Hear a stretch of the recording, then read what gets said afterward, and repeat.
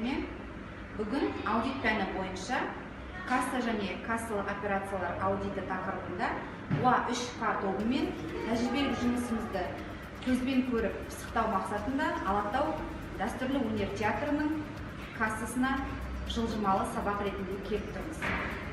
Жалпы кассаға кірейік балалар.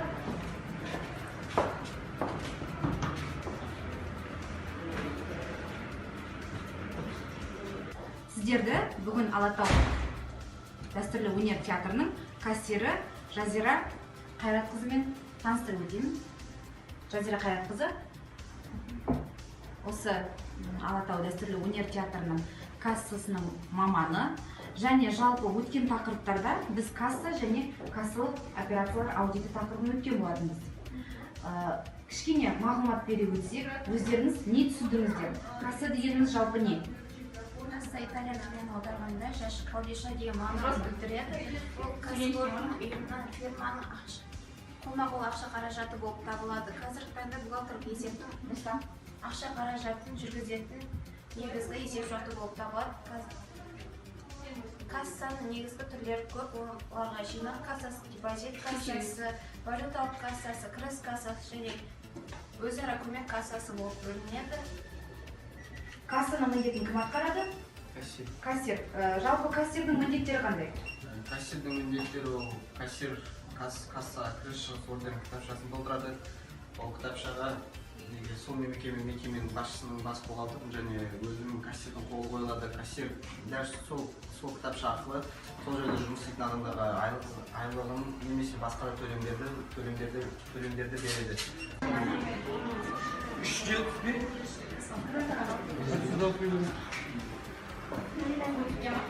Қай орында?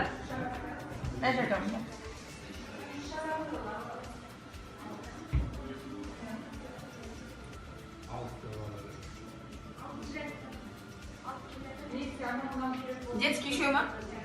Взрослый? Детский еще, взрослый вариант. Он без 6 тенге.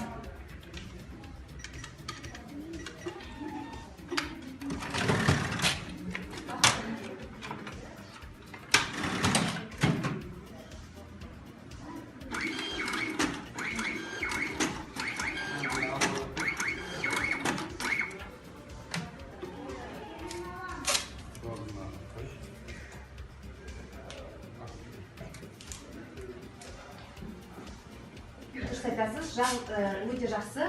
Жалпы касса кітабы дегеніміз не? Касса кітабы дегеніміз кәсіпорынның өзінің жеке ақша қаражаттарын есептеуге арналған кітапша. Ол кассадағы кіріс шығыс ордері бойынша есептелінеді. Кассадағы ақша, қанша сумадағы ақша, кімнен, кімге келгені, кімге берілгені барлығы есептелінеді. Ол кассалық кітапта бас бухгалтер және де бастықтың мөрі қол қойылу керек, және де ол жерде алғашқы беттерінде номерленген және де мөрі қойылады. Ол касса кітапшасы екі көшірмесі болады. Ол біріншісі сол касса кітапшасында келеді, екіншісі жатталып сол адамға беріледі. Өте дұрыс. Өзіңізден кішкене сұхбат ала кетсек, өзіңіздің жұмыс барысыңызбен таныстыра өтсеңіз.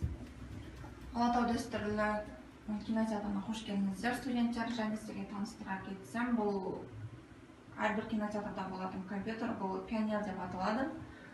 Бұны кинотеатрның әрбір қолданылатын заттарына келсек, бұл компьютер.